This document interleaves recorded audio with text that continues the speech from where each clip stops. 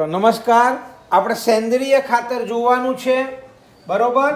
તો સેન્દ્રિય ખાતર એટલે એમાં સેન્દ્રિય ખાતર હોય એમાં કાર્બનિક પદાર્થોની માત્રા વધારે હોય અને એ જમીનને અલ્પ પ્રમાણમાં પોષક તત્વો આપી શકે. એટલે કાર્બનિક પદાર્થો વધુ માત્રામાં આપે અને પોષક તત્વો અલ્પ માત્રામાં આપે છે. યાદ રાખજો, સેન્દ્રિય ખાતર છે એ પ્રાણીઓના મળમૂત્રમાંથી, વનસ્પતિ કચરામાંથી એનું અવઘટન થાય અથવા વિઘટન થાય એટલે આ સેન્દ્રિય ખાતર બને. સેન્દ્રિય ખાતર જમીનને પોષક તત્વો અને કાર્બનિક પદાર્થો છે એને પરિપૂર્ણ કરે છે અને આપણે જમીનની ફળદ્રુપતામાં વધારો કરે છે. યાદ રાખજો, એટલે સેન્દ્રિય ખાતરમાં રહેલા જે કાર્બનિક પદાર્થો છે એ ભૂમિના બંધારણમાં સુધારો કરે છે. અને આના કારણે જે રેતાળ જમીન છે કે રેતાળ જમીનની અંદર પાણી સંગ્રહ કરવાની ક્ષમતા ઓછી હોય, એ આપણે ખાતર નાખીએ તો એ પાણી સંગ્રહ કરવાની ક્ષમતામાં વધારો થાય. ચીકણી જમીન હોય એમાં કાર્બનિક પદાર્થો એ વધુ માત્રામાં પાણીના નિકાલમાં મદદરૂપ થાય. યાદ રાખજો, એમાં પહેલે કહેવાનો મતલબ પાણી એકત્ર ના થવા દે. સેન્દ્રિય ખાતરના ઉપયોગમાં આપણે જૈવિક કચરાનો ઉપયોગ કરીએ છીએ અને એના લીધે પર્યાવરણને આ રાસાયણિક ખાતરના ઉપયોગથી જે રક્ષણ મળે છે, રાસાયણિક ખાતર એ નુકસાન કરતા છે અને જૈવિક ખાતર એ પર્યાવરણ માટે બહુ જ સારું, કારણ કે એક તો ગંદકી દૂર થાય અને સારું ખાતર મળે. એમ જૈવિક કચરાનો ઉપયોગ આપણે ખેતરના કચરાનું પુનઃચક્રણ કરે છે. યાદ રાખજો, સેન્દ્રિય ખાતર એટલે એમાં ખાસ યાદ રાખજો કે કાર્બનિક પદાર્થોની માત્રા વધારે હોય અને પોષક તત્વોની માત્રા ઓછી હોય. આ સેન્દ્રિય ખાતરમાં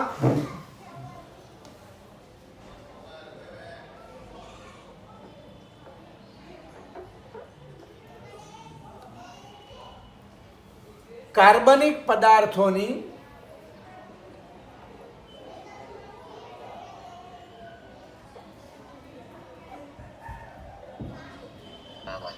માત્રા વધુ હોય અને પોષક તત્વો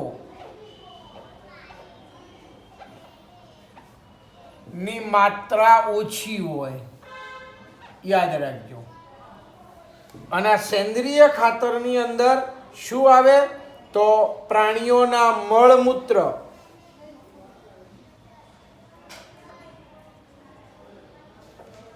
આ સેન્દ્રિય ખાતર પ્રાણીઓના મળમૂત્ર અને વનસ્પતિ કચરો એટલે વનસ્પતિઓના કચરા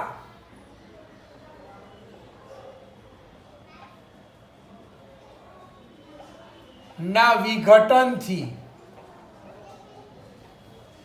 તૈયાર થાય છે. કહેવાનો મતલબ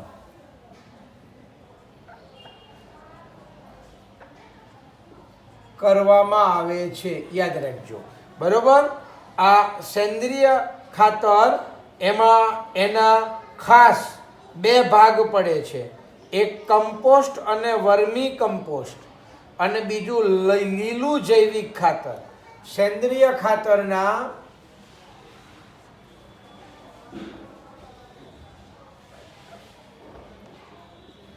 બે વર્ગો છે, એક કમ્પોસ્ટ અને વર્મી કમ્પોસ્ટ.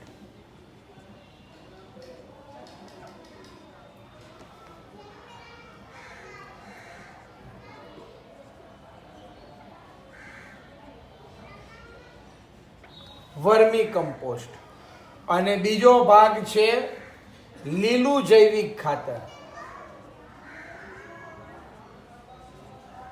લીલું જૈવિક ખાતર, આ લીલું જૈવિક ખાતર જે છે એને આપણે કહેવાનો મતલબ લીલો પડવાશ કહેવામાં આવે છે. આને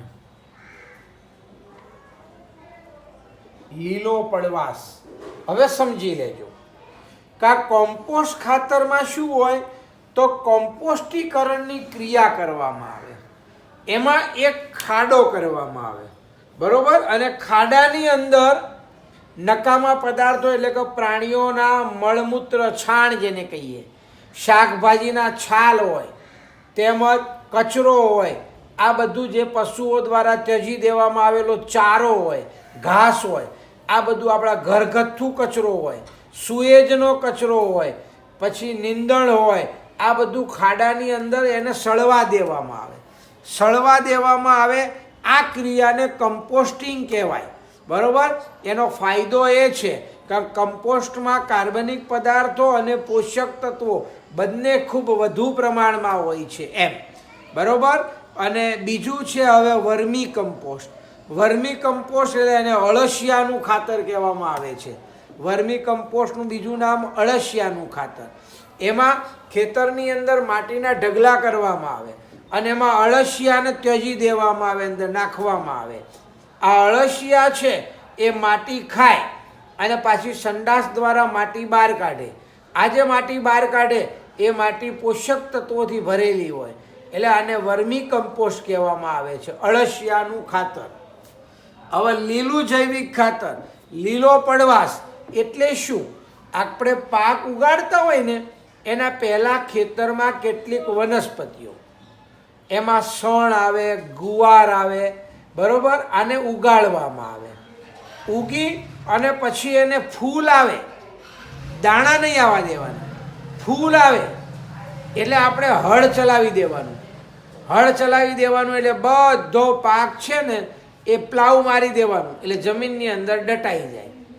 આ જમીનમાં દટાઈ જાય ને એટલે પછી એ જમીનની અંદર એ કહેવાનો મતલબ એ કોવાય, અને કોવાય અને એમાંથી જે ખાતર બને એને લીલો જૈવિક ખાતર કહેવામાં આવે છે. અને એનાથી જમીનમાં નાઇટ્રોજન અને ફોસ્ફરસ એકદમ વધારે પ્રમાણમાં મળે છે આપણને, બરાબર. તો આ કહેવાનો મતલબ સેન્દ્રિય ખાતરોની વાત થઈ. તો સેન્દ્રિય ખાતર આપણા આમ 3: કમ્પોસ્ટ ખાતર, વર્મી કમ્પોસ્ટ ખાતર અને લીલો પડવાશ જેને કહેવાય લીલું જૈવિક ખાતર, બરાબર. હવે આપણે કહેવાનો મતલબ કૃત્રિમ ખાતરો, રાસાયણિક ખાતરો, બરાબર. તો આ કૃત્રિમ ખાતરો અથવા રાસાયણિક ખાતરો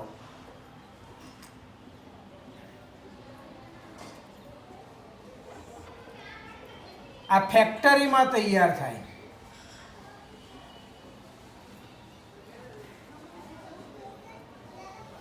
અને એમાં પોષક તત્વોનું પ્રમાણ વધારે હોય. યાદ રાખજો, આપણા સુરતની અંદર પણ આ ખાતરની ફેક્ટરી છે, બરોબર. GS એટલે અહીંયા આગળ ક્રિપકો છે, ક્રિપકો. તમે હજીરા જાઓ તો ત્યાં ક્રિપકો છે, આ ખાતરની ફેક્ટરી છે.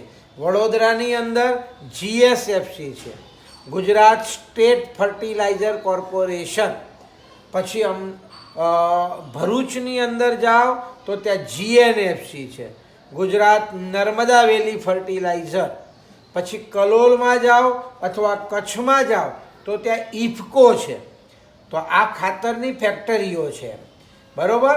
આ ખાતરની અંદર જે કૃત્રિમ ખાતર છે એમાં નાઇટ્રોજન, ફોસ્ફરસ અને પોટેશિયમ મુખ્ય તત્વો છે એમ, બરાબર. આ ખાતરમાં NPK, આ ખાતરમાં NPK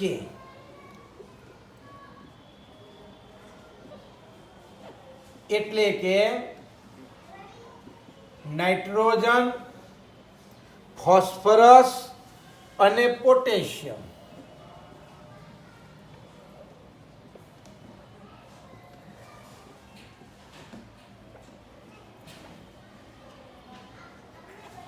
મુખ્ય તત્વો છે એમ, વધુ પ્રમાણમાં મળે આ NPK, બરોબર. યાદ રાખજો. આનો ફાયદો શું થાય કે આનાથી વનસ્પતિની વૃદ્ધિ એકદમ વધારે પ્રમાણમાં થાય, બરોબર. જ્યારે વનસ્પતિ એમ લાગે કે હવે એમ ચડમાઈ ગઈ છે, એના ખાસ ખાતરની જરૂર છે, તમે કૃત્રિમ ખાતર નાખો એટલે બીજા જ દિવસે લીલી થવા માંડે એમ. એટલે વધારે ઉત્પાદન માટે પણ ખાતરનો ઉપયોગ થાય છે.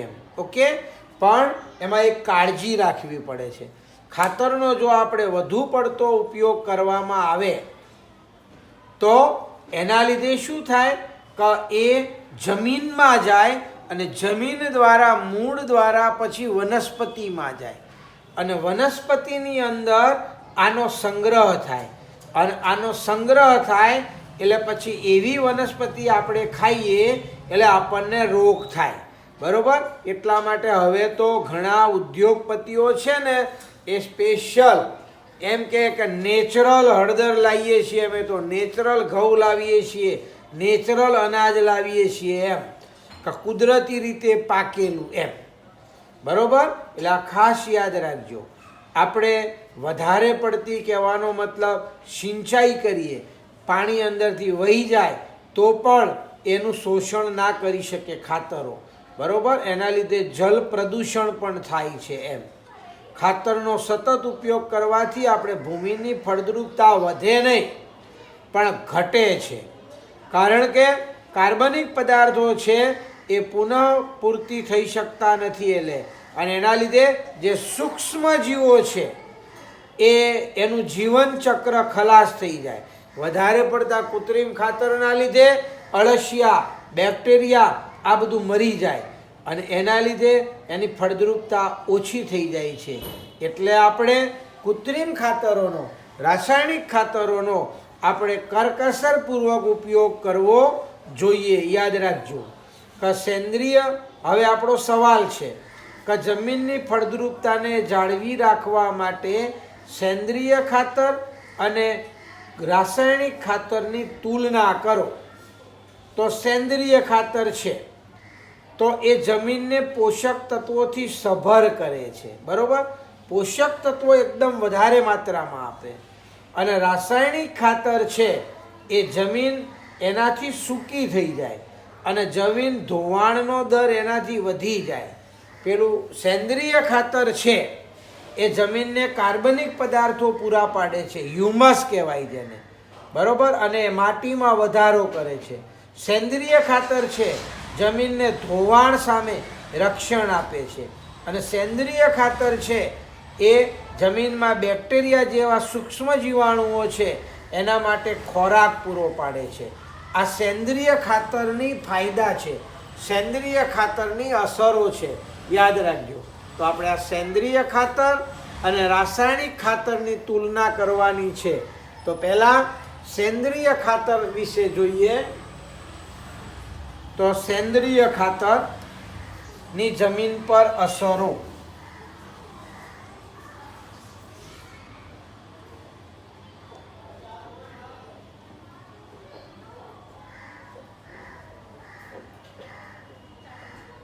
જમીન પર અસરો.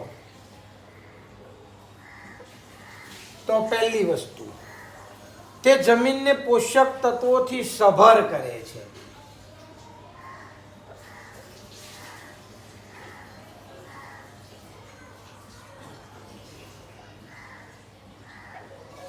સભર કરે છે. જોજો, સેન્દ્રિય ખાતર તમે ગમે એટલું નાખો જમીનને કોઈ નુકસાન નહીં થાય. છાણિયું ખાતર તમે 2 ટ્રેક્ટરની જગ્યાએ 4 ટ્રેક્ટર નાખી દો તો એ ફળદ્રુપતા વધારે, ઘટાડે નહીં એમ.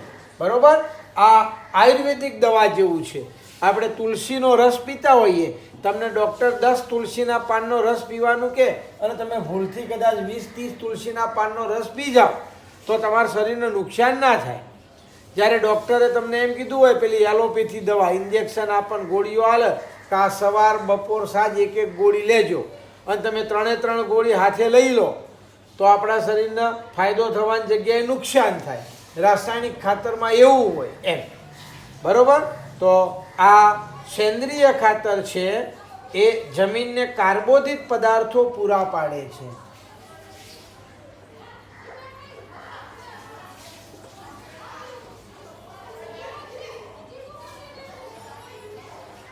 કાર્બોદિત પદાર્થો, આ કાર્બોદિત પદાર્થો છે ને એને હ્યુમસ કહેવાય. હ્યુમસ એટલે આપણા જંગલની અંદર પાંદડાઓ પડ્યા હોય જમીન ઉપર અને કોવાઈન ઉપર જે આખો કાળો ભાગ બની જાય જમીન ઉપર, એ આ કાર્બોદિત પદાર્થો છે, એ હ્યુમસ છે એમ. બરોબર, આ પૂરા પાડે છે. એટલે કાર્બનિક પદાર્થો પૂરા પાડે છે અને માટીમાં વધારે છે.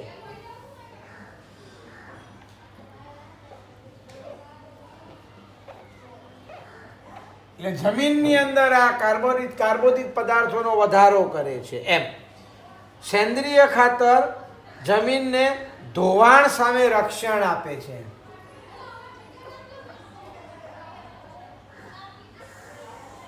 ના ધોવાણ સામે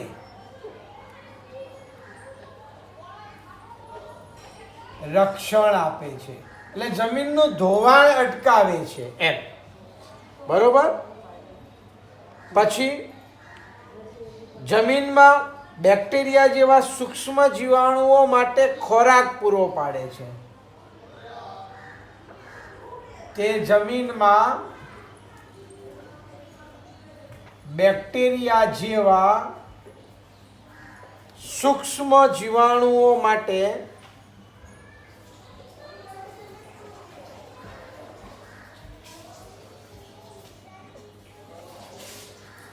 ખોરાક પૂરો પાડે છે. યાદ રાખજો. તો આ સેન્દ્રિય ખાતરની અસરો થઈ. હવે રાસાયણિક ખાતરની જમીનમાં અસરો.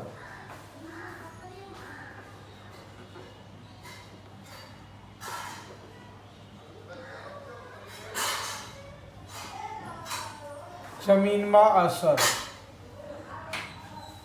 રાસાયણિક ખાતર એટલે કૃત્રિમ ખાતર. તો આ ખાતરના સતત ઉપયોગથી જમીન સૂકી બની જાય. બરોબર, જમીન સૂકી બની જાય છે. તેના વધુ પડતા ઉપયોગથી જમીન સૂકી બની જાય, પાવડર જેવી બની જાય, સૂકી બની જાય છે આમ. બરોબર. બીજી વસ્તુ, જમીનના ધોવાણનો દર વધે છે.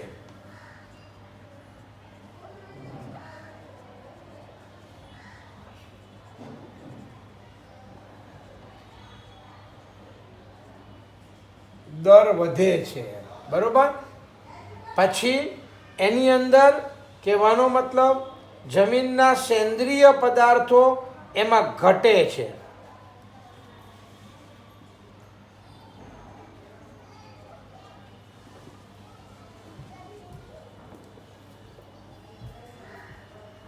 સેન્દ્રિય પદાર્થો, એનું બીજું નામ કાર્બોદિત પદાર્થો.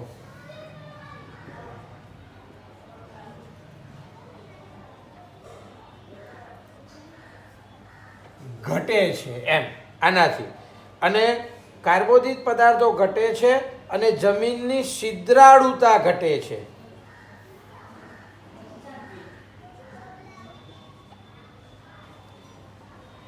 જમીનની છિદ્રાળુતા.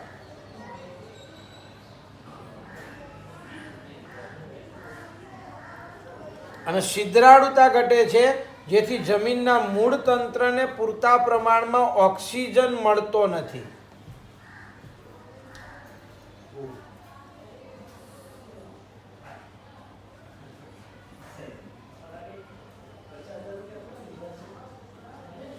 પૂરતા પ્રમાણમાં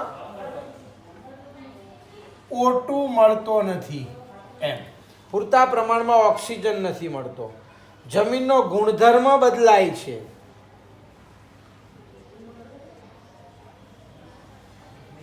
આ જમીનનો ગુણધર્મ બદલાય છે એટલે એનો કહેવાનો મતલબ, એટલે એનાથી જમીન કાં તો એસિડિક થાય અથવા બેઝિક થાય છે.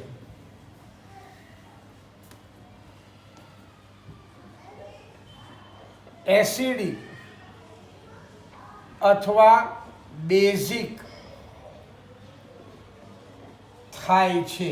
તો યાદ રાખજો, આ રાસાયણિક ખાતરો એની આપણે જમીન ઉપર અસર હતી. હવે આપણે કાર્બનિક ખેતી ભણવાનું છે. આ પોષક તત્વો એ ભાગ આપણો પૂરો થાય છે, યાદ રાખજો. હવે આપણે ખાતરો વિભાગ પૂરો થઈ ગયો. હવે આપણે સેન્દ્રિય ખાતર ફર્ટિલાઇઝર જોયું.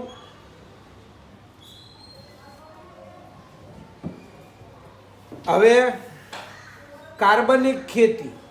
તો કાર્બનિક ખેતી એટલે જેમાં રાસાયણિક ખાતર, જંતુનાશકો, નીંદણનાશકોનો ખૂબ જ ઓછો અથવા બિલકુલ ઓછો ઉપયોગ થાય તો એને કાર્બનિક એટલે બિલકુલ ઉપયોગ થતો નથી એમ એને કાર્બનિક ખેતી કહેવામાં આવે છે.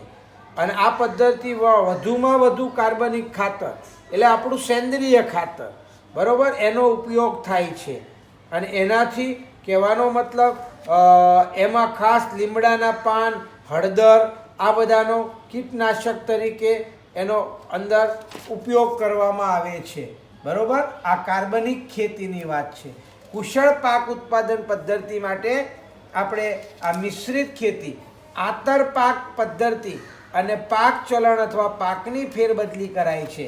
એટલે એના લીધે કહેવાનો મતલબ પાક તંત્રમાં કીટકો હોય, જંતુનાશકો હોય અથવા નીંદણનાશકો હોય એનું નિયંત્રણ કરે છે. અને પોષક તત્વો એની અંદર પણ એ વધારો કરે છે. આ યાદ રાખજો કાર્બનિક ખેતીનું. તો કાર્બનિક ખેતી એ ખેતી કરવાની એક પદ્ધતિ છે, કાર્બનિક ખેતી એ યાદ રાખજો. તો એમાં રાસાયણિક ખાતર, જંતુનાશકો, નીંદણનાશકો વગેરેનો ખૂબ જ ઓછો કે બિલકુલ ઓછો ઉપયોગ થાય છે. આ ખાસ યાદ રાખજો, કાર્બનિક ખેતી.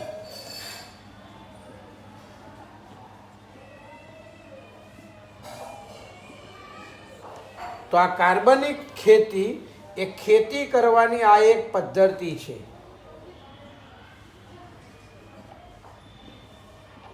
ખેતી કરવાની આ એક પદ્ધતિ છે. અને જેમાં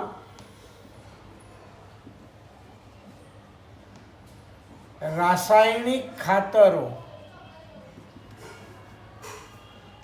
જંતુનાશકો,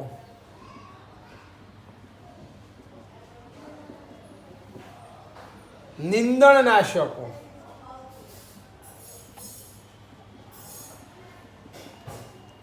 વગેરેનો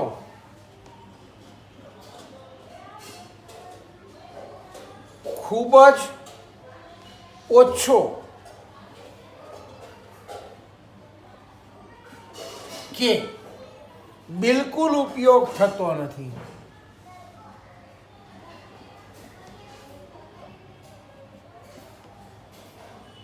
આ બધાનો ઉપયોગ થતો નથી એમ. એટલે આ પદ્ધતિમાં વધુ કાર્બનિક ખાતર એમાં નાખવામાં આવે છે, નકામા પદાર્થો એ અંદર ઉપયોગ થાય છે, સેન્દ્રિય ખાતરનો એની અંદર ઉપયોગ થાય છે. આમાં આ પદ્ધતિમાં વધુ સેન્દ્રિય ખાતર,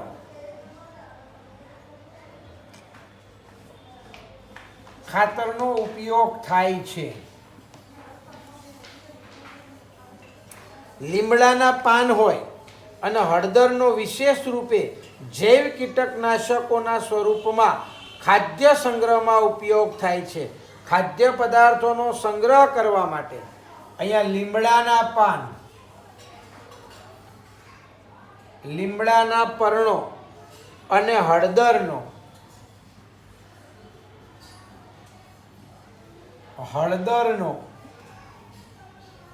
વિશેષ રૂપે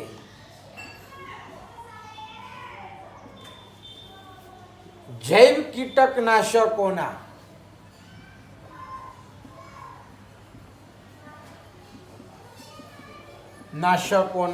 સ્વરૂપમાં ખાદ્ય સંગ્રહમાં ઉપયોગ થાય છે.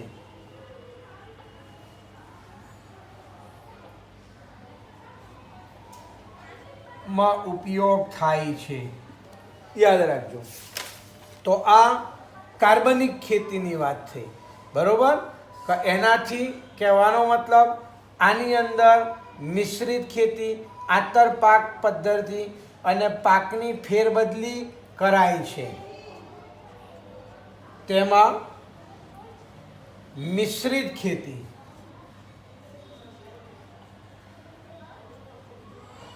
પછી આંતરપાક પદ્ધતિ,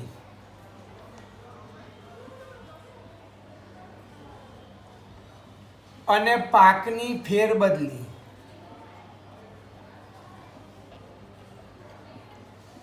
કરાય છે. હવે પાકની ફેરબદલી કરો એટલે શું કે આ વખતે ધાન્ય પાક વાવ્યો હોય તો આવતા વર્ષે જમીનમાં કઠોળ વાવવાનું. એટલે શું થાય કે કઠોળની અંદર નાઇટ્રોજન ને એ બધું જમીનમાં ઓટોમેટિક વધી જાય અને એના પછી ધાન્ય પાક વાવો એટલે એને નાઇટ્રોજન ને એ પોષક તત્વો ઓટોમેટિક મળી જાય. બરોબર? એટલે પાક સારો થાય. આપણે આ બધું જોવાનું છે અલગ અલગ. મિશ્રિત ખેતી, આંતરપાક અને પાકની ફેરબદલી આપણે જોવાનું છે. તો આટલું રાખીએ.